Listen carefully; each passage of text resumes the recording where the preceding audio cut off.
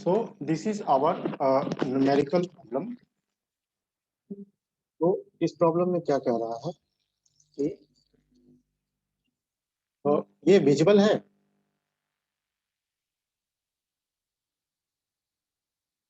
Yes sir. थोड़ा बड़ा कर दीजिए sir.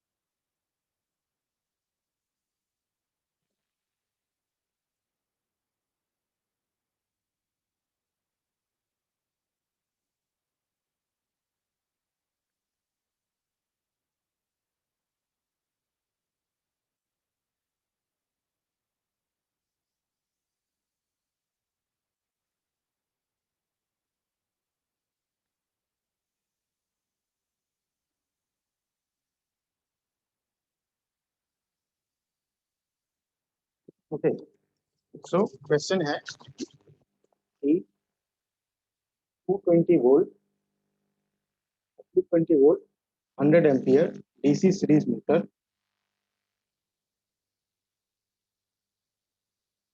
220 volt 100 ampere DC series motor has an armature resistance and inductance of this much and 2 millihenry respectively.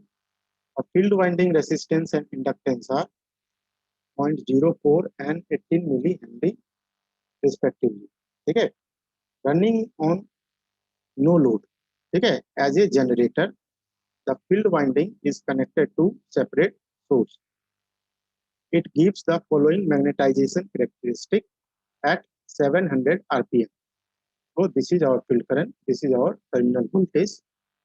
ठीक है, the motor is controlled by a chopper operating at 400 hertz and 220 volt. Calculate the motor speed for a duty ratio of 0.7 and load torque equal to 1.5 times the rated torque.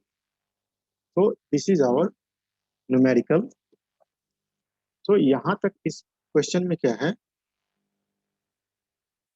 कि up to this point क्या है कि motor का जो है basic details दिया हुआ है। इसका टर्मिनल वोल्टेज है 220 वोल्ट 100 एम्पियर। आर्मेचर वाइंडिंग का रेसिस्टेंस और इंडक्टेंस दिया हुआ है, फील्ड वाइंडिंग का रेसिस्टेंस और इंडक्टेंस दिया हुआ है। ठीक है, उसके बाद यहाँ से लेके यहाँ तक बताया है कि किस हिसाब से जो मशीन है उसका मैग्नेटाइजेशन कैरेक्टरिस्टिक ड्रॉ किया गया है। ठीक है, तो डीसी मोटर में तुम लोगों ने मशीन के कोर्स में मैग्नेटाइजिंग कैरेक्टरिस्टिक किस हिसाब से ड्रॉ करते हैं, ठीक है, ये पढ़ा होगा। ठीक है, डीसी मोटर में मैग्नेटाइजिंग कैरेक्टरिस्टिक किस हिसाब से ड्रॉ करते हैं। तो उसके लिए क्या करेंगे, मोटर को नो लोड पे रन करेंगे। ठीक है, विथ फील्ड वाइंडिंग को क्या करेंगे हम लोग सेपरेट सोर्स से उसको कनेक्ट करेंगे। ठीक है, उसके बाद फिर फॉर डिफरेंट वैल्यू ऑफ आईए that is for different value of field current हम लोग टर्मिनल वोल्टेज को मेजर करते हैं। ठीक है, तो इससे हमारा क्या आता है magnetising characteristic. So these are field current and these are terminal voltage. ठीक है, तो उसके बाद फिर क्या कर रहा है यहाँ वाले पोर्शन में उसका स्पीड कंट्रोल हम लोग किस हिसाब से कर रहे हैं कि एक चॉपर कनेक्ट करते हैं एट 400 वोल्ट एंड 220 वोल्ट। ठीक है, उसके बाद फिर इस चॉपर का ड्यूटी रेशियो है हमारा 0.7 एंड लोड टॉर्क जो है वो 1.5 टाइम्स द रेटेड टॉर्क है। तो इस केस के लिए हमें क्या करना है, फाइंड क्या करना है हमें मोटर का स्पीड। ठीक है, फॉर तो क्वेश्चन जो है बेसिकली यहाँ तक तो क्वेश्चन में डाटा गिवन है। बेसिकली क्वेश्चन हमारा यहाँ से है। ठीक है, कि हमें कैलकुलेट क्या करना है मोटर का स्पीड। किस केस के लिए मोटर का स्पीड कैलकुलेट करना है, when the duty ratio is 0.7 and load torque is 1.5 times the rated torque. ठीक है, क्वेश्चन समझ में आ गया।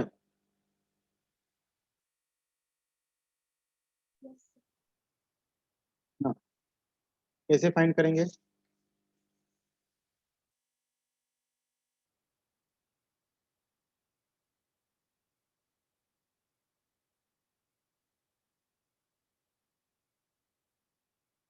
So let me just write the basic details. तो ये जो हमारा मोटर है ये 220 volt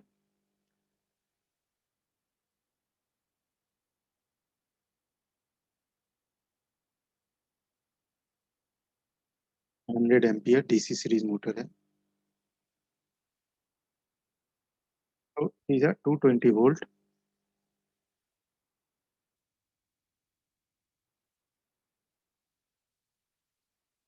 100 ampere DC series motor. Armature resistance is given as 0.06 ohm. Armature inductance is given as 2 millihenry. Field resistance is given as 0.04 ohm and field inductance is given as 18 millihenry. और जो magnetising characteristic है वो हमें 700 RPM पे हमने magnetising characteristic को draw किया है। So it is IF versus VT curve.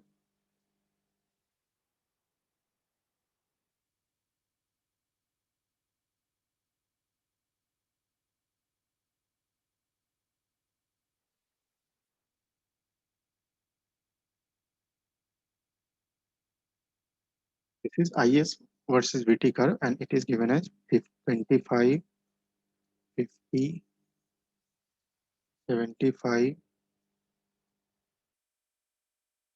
100, 125, 150,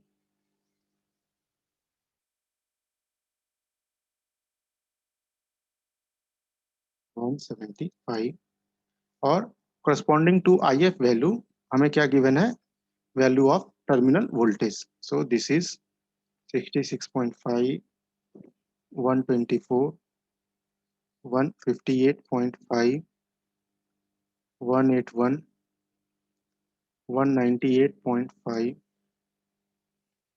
211 and 221.5। ठीक है। सो ये हमारा क्वेश्चन में यहाँ तक हमें गिवन है। ठीक है, ये जो इक्वेशन है, ये जो हमने टेबल ड्रॉ किया है, इट इज सेम एज जो टेबल हमारा क्वेश्चन में गिवन है, that is the field current and terminal voltage के बीच का रिलेशन। नाउ तो हमें क्या फाइंड करना है? मोटर का स्पीड। सो मोटर का स्पीड इक्वल टू क्या हमने फाइंड किया था? Omega equal to delta V minus IA/RA divided by K। ठीक है, where this K is function of IA/RA। ठीक है, K is function of IA, sorry RA नहीं, K is function of Sir. IA। हाँ sir जो speed निकाल रहे हैं वहाँ पे जो रेजिस्टेंस ले रहे हैं वहाँ फील्ड प्लस आर्मेचर दोनों आएंगे। सॉरी ये इंटू R। ठीक है, हमें यहाँ पे सबसे पहले वैल्यू ऑफ K निकालना है। ठीक है, K क्या है? हमारा फंक्शन ऑफ IA। तो वैल्यू ऑफ K निकालने के लिए हम लोग क्या करते हैं? अभी हमने एक प्रोसेस लिखा था कि सबसे पहले हम लोग एक पर्टिकुलर वैल्यू ऑफ IA को सिलेक्ट करेंगे और उस पर्टिकुलर वैल्यू ऑफ IA के लिए हम लोग K के वैल्यू को ऑब्टेन करेंगे। ठीक है, सो हम लोग देखते हैं कि किस तरीके से हम लोग K के वैल्यू को कैलकुलेट करते हैं। ठीक है, तो यहाँ पे मोटर का जो रेटेड स्पीड दिया हुआ है 700 RPM। So from here we will get the rated speed as 700 to 700 to 25560। तो बेसिकली हम लोग ये आरपीएम में गिवन है, हम लोग इसे रेडियन पर सेकेंड में फाइंड कर रहे हैं। तो इट विल कम अराउंड कितना आ रहा है? 73.30। So it is come around 73.3 radian पर सेकेंड। ठीक है, नाउ हमारा ईएमएफ इक्वल टू क्या होता है? ईएमएफ इक्वल टू होता है के इंटू ओमेगा एम। ठीक है, ईएमएफ इक्वल टू होता है हमारा के into omega M, where here K is function of I A. ठीक है, तो यहाँ से हम लोग के का वैल्यू को फाइंड कर लेंगे। के इक्वल टू क्या हो जाएगा? E by omega M. ठीक है, के का वैल्यू हो जाएगा हमारा E by omega M. Again हमारा टॉर्क इक्वल टू क्या होता है? के इंटू आई ए। ठीक है, टॉर्क इक्वल टू होता है के इंटू आई ए। तो इसको हम लोग लिख सकते हैं E into I A by omega M. तो यहाँ से हम लोग क्या कर सकते हैं? टॉर्क के वैल्यू को भी कैलकुलेट कर सकते हैं। ठीक है, तो क्वेश्चन में क्या है कि this is our terminal voltage. So at no load, at no load हम लोग क्या लिख सकते हैं? V T equal to E लिख सकते हैं क्या? Since armature current is zero because it is running at no load condition, तो हमारा टर्मिनल वोल्टेज इक्वल टू क्या हो जाएगा? Back EMF. ठीक है, टर्मिनल वोल्टेज इक्वल टू हो जाएगा हमारा बैक ईएमएफ। नाउ यदि हम लोग ये लिख सकते हैं तो क्या होगा इस इक्वेशन में? जो IA है और जो हमारा E है, this is given, this is when the motor is when the machine is operating as motor, so for this corresponding value of IF will be equal to IA। जब हमारा machine motor के जैसा run करेगा, at that point IF will be equal to IA। so this is also given and this is also given omega m, because why? Because this machine is operating at this speed of 73.3 radian. So हम लोग क्या find कर सकते हैं? Eight this speed 73.3 radian हम लोग find कर सकते हैं वैल्यू ऑफ टॉर्क। ठीक है, सो वैल्यू ऑफ टॉर्क हम लोग फाइंड कर सकते हैं। So value of torque find करने के लिए क्या होगा? जस्ट मैं एक वैल्यू फाइंड करता हूँ। Suppose we find at this speed, so this value of current के लिए फाइंड करेंगे। तो इस वैल्यू ऑफ करंट के लिए हमारा टर्मिनल वोल्टेज है 66.5। So this is 66.5 into IF का वैल्यू है 25। This is 25 divided by 73.3। सो ये कितना आ रहा है? 22.67। सो इट विल कम अराउंड 22.7। ठीक है, उसी तरीके से जब हम लोग ये वाला वैल्यू फाइंड करें, ये वाला वैल्यू पुट करेंगे यहाँ पे E और IA के जगह पे और डिवाइड करेंगे 73.3 से, we will get another value of torque. ठीक है, सो हमारा IA और टॉर्क के बीच का रिलेशन आ जाएगा IA and this is torque।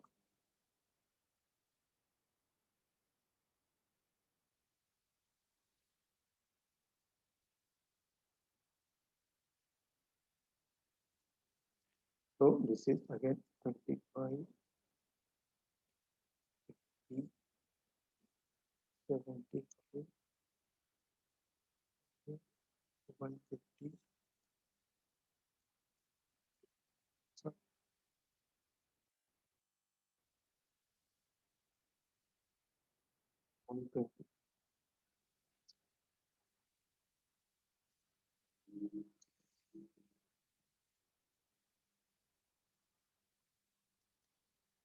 150, 120।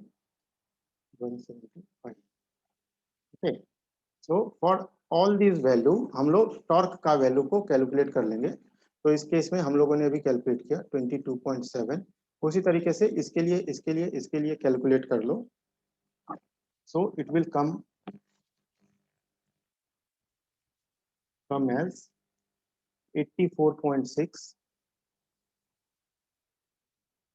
162, 8.2, 246.9, 33 8.5, 431.8 and 528.8.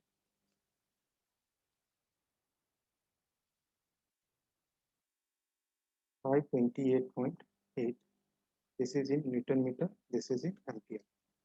Okay, तो आइए और टॉर्क के बीच में हमारा रिलेशन आ गया. ठीक है, सो इस केस में हमारा रेटेड टॉर्क क्या हो जाएगा? Rated torque will be our torque corresponding to our rated current. ठीक है, तो यहाँ पे rated current is given as 100 ampere. So torque corresponding to this 100 ampere current is 246.9 Newton meter. So rated torque, that is torque corresponding to 100 ampere, is equal to 246.9 Newton meter. Okay, so question में क्या given है? That the machine is operating at 1.5 times the rated torque. ठीक है, तो 1.5 times the rated torque क्या हो जाएगा? Here question में गिवन है कि that the machine is operating at 1.5 times the rated torque. Load torque is equal to 1.5 times the rated torque. so we will calculate the 1.5 times rated torque.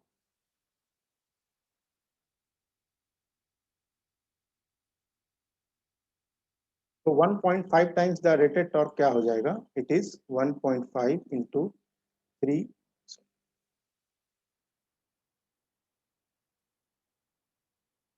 246.9. Okay, तो ये आ जाएगा हमारा 370.5 newton metre. ठीक है, so this will come around 370.5 newton metre. Now अब problem क्या है कि नेक्स्ट स्टेप हमें क्या करना है कि for this value of torque we have to find the value of current. ठीक है, for this value of current we have to find the EMF और वीटी. कहां से फाइंड करना है? From magnetising characteristic. ठीक है, once we get the value of Vt, we can find value of K as Vt by omega m. ठीक है, once we find the value of K, हम लोग इसको पुट कर सकते हैं omega equal to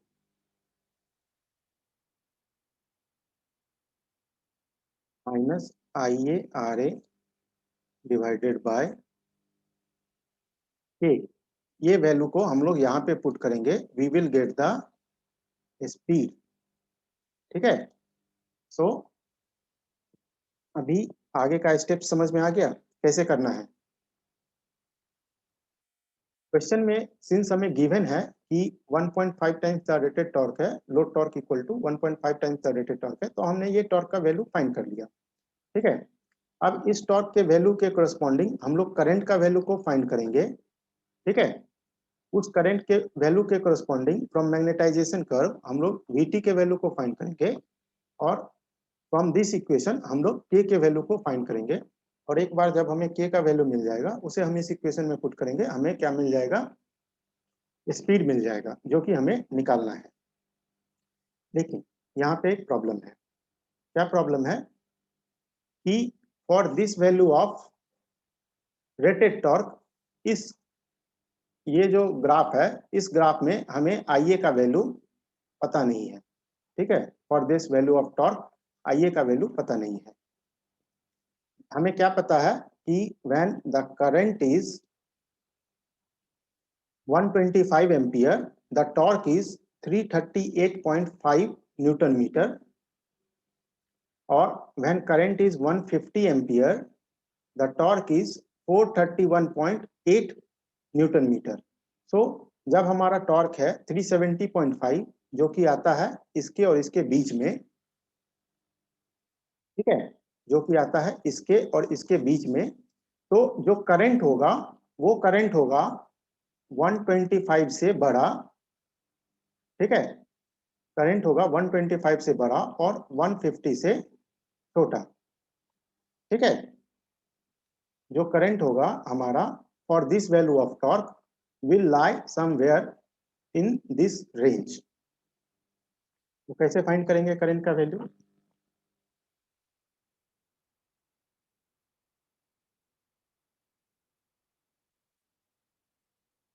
exact value तो graph draw करने के बाद पता चलेगा ना। हाँ, एग्जैक्ट वैल्यू क्या होगा, सिंस ये जो हमारा ग्राफ होता है मैग्नेटाइजिंग कैरेक्टरिस्टिक का, वो समथिंग अराउंड दिस होता है, ठीक है। तो अभी जो क्या है, हमारा मशीन लीनियर रीजन में ऑपरेट नहीं कर रहा है। ये हमको कैसे पता चला? क्योंकि यहाँ पे डिवाइड करो VT by IF, VT by IF क्या हो जाएगा, और this minus this divided by this minus this, ये क्या हो जाएगा, ये होता है एट पर्टिकुलर पॉइंट जो हमारा स्लोप है वो स्लोप होता है। तो लीनियर ग्राफ के लिए क्या होगा, ये स्लोप का वैल्यू हर जगह सेम होता है, ठीक है। लेकिन यहाँ पे तुम फाइंड करो स्लोप का value for this pair, for this pair, और दिस पेयर, तो वो क्या आएगा, स्लोप का वैल्यू डिफरेंट डिफरेंट आ रहा है। तो इससे हमें पता चलता है कि मशीन जो है हमारा लीनियर रीजन में ऑपरेट नहीं कर रहा है, ठीक है। तो इसलिए हम लोग सिंपल सा वो इक्वेशन जो है स्ट्रेट लाइन का equation y equal to mx plus C और y minus y1 equal to m into x minus x1, ये वाला इक्वेशन यूज नहीं कर सकते हैं। क्यों? क्योंकि यहाँ पे स्लोप कांस्टेंट नहीं आ रहा है, मशीन हमारा लीनियर रीजन में ऑपरेट नहीं कर रहा है। तो इसलिए हम लोग क्या करेंगे, हम लोग न्यूमेरिकल मेथड का यूज करेंगे, ठीक है। न्यूमेरिकल मेथड का यूज करके हम लोग क्या करेंगे, अप्रोक्सीमेट करेंगे कि अप्रोक्सीमेट वैल्यू फाइंड करेंगे कि आईए का अप्रोक्सीमेट वैल्यू क्या आएगा for this value of torque, ठीक है। तो जो हम लोग न्यूमेरिकल मेथड लगाएंगे, तो न्यूमेरिकल मेथड में सबसे सिंपल वाला मेथड क्या होता है, हमारा होता है बाइसेक्शन। बाइसेक्शन मेथड होता है, यही होता है ना सबसे सिंपल। उसके बाद तो कई सारे मेथड्स होते हैं, ठीक है। ये न्यूमेरिकल मेथड में पढ़े होगे। तो यहाँ पे मैं जो मेथड लगाऊंगा वो सबसे सिंपल वाला है, बाइसेक्शन मेथड, ये लगाऊंगा। तो इसको लगाने के लिए हम लोग क्या करेंगे कि सिंस हमें क्या पता है कि करंट का जो वैल्यू है वो 125 और 150 के बीच में ही आएगा, ठीक है, इसी के बीच में आएगा। तो हम लोग क्या करेंगे, अब बाइसेक्शन मेथड लगाएंगे। तो we take the value of current as 125 plus 150 divided by 2। तो ये कितना आ जाएगा, दिस विल कम 137.5 एम्पियर, ठीक है। ये आ जाएगा हमारा 137.5 ampere. Now for this value of current terminal voltage क्या हो जाएगा, see here in this graph, ये है 125 एम्पियर, ये है 150 एम्पियर। तो इसके कोरस्पॉन्डिंग जो टर्मिनल वोल्टेज है ये इतना है। तो फॉर दिस करंट, यदि इस वैल्यू ऑफ करंट के लिए हमें टर्मिनल वोल्टेज फाइंड करना होगा तो कैसे करेंगे, हम लोग क्या करेंगे, इसका एवरेज ले लेंगे, ठीक है। तो इसका एवरेज हो गया 198.5 प्लस 211 डिवाइडेड बाय 2, ठीक है। ये कितना आ जाएगा, 204.7। 204.75। अब हमें आईए का वैल्यू आ गया, वीटी का वैल्यू आ गया, तो हम लोग टॉर्क निकाल सकते हैं। ई IA divided by omega m, where omega m is 73.3 radian, जिस स्पीड पे हमारा ये मैग्नेटाइजेशन कर्व ड्रॉ किया गया है। ठीक है, तो टॉर्क का वैल्यू कितना आ जाएगा? पुट करो 204.75 इंटू 137.5 डिवाइडेड बाय 73.3 कितना आ रहा है?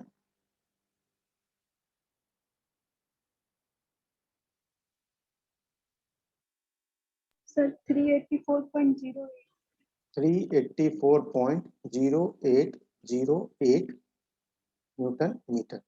ना, ये जो टॉर्क का वैल्यू है 384.0808, और देखो हमें टॉर्क का वैल्यू कितना चाहिए? 370.5। तो अभी हम लोग क्या कह सकते हैं, मैं लिख रहा हूँ, आइए टॉर्क, तो जब हमारा करंट का वैल्यू है 125 एम्पियर, तब टॉर्क है हमारा 338.5। जब करंट हमारा है 137.5 एम्पियर, तब टॉर्क है हमारा 384.0808। जब ये है हमारा 150 एम्पियर, तब टॉर्क है हमारा 431.8। तो अभी क्या है कि नेक्स्ट टाइम जब हम लोग बाइसेक्शन मेथड लगाएंगे, तो यहाँ पे हम लोग क्या कह सकते हैं कि जो करंट का वैल्यू है, ठीक है, जो करंट का वैल्यू है वो बिटवीन दिस एंड दिस, इसके बीच में ही कुछ वैल्यू आएगा। क्यों? क्योंकि इस करंट के लिए 125 एम्पियर के लिए टॉर्क है हमारा 338.5 न्यूटन मीटर। ठीक है, और 137.5 एम्पियर के लिए हमारा टॉर्क है 384.08 न्यूटन मीटर। ठीक है, और हमारा किस टॉर्क के लिए करंट निकालना है? 370.5। तो सिंस हमारा 370.5 इन दोनों के बीच में आता है, ठीक है, इन दोनों के बीच में आता है, तो हम लोग क्या करेंगे कि जो हमारा करंट होगा वो भी इन दोनों के बीच में ही आएगा। ये चीज समझ में आया?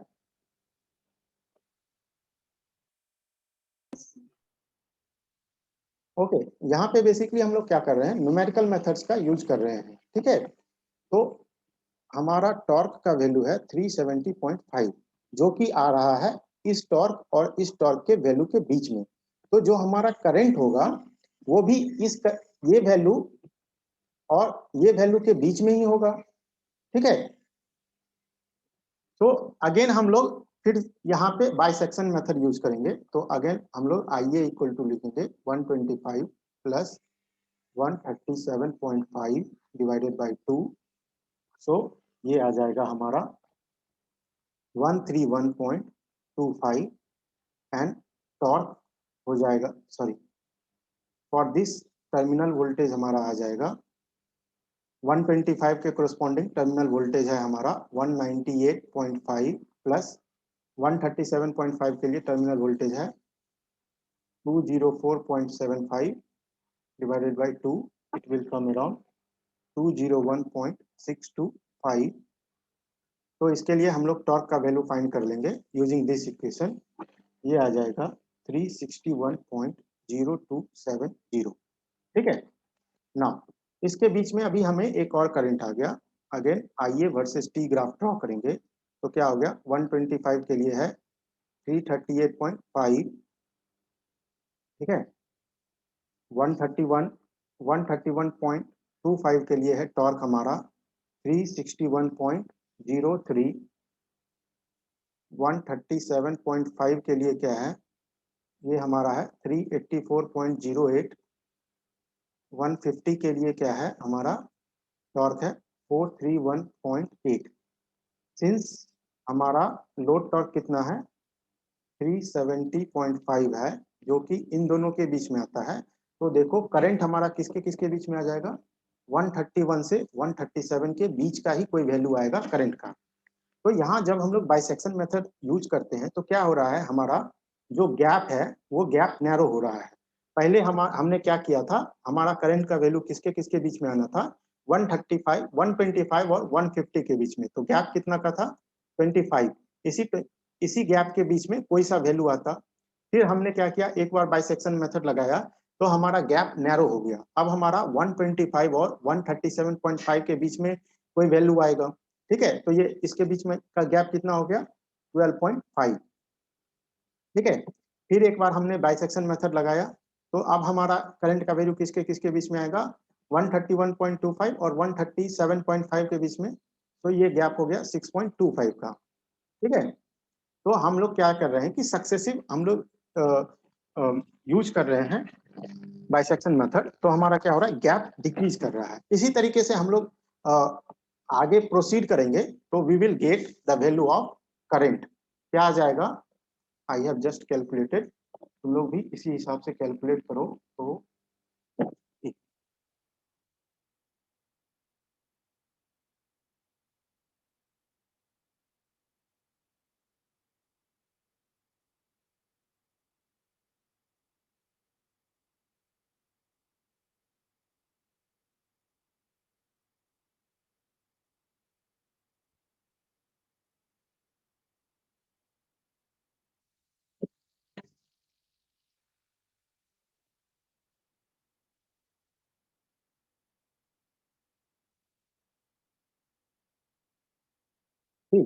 उसी हिसाब से हमने ये वाला स्टेप हमने कैलकुलेट किया था, ठीक है।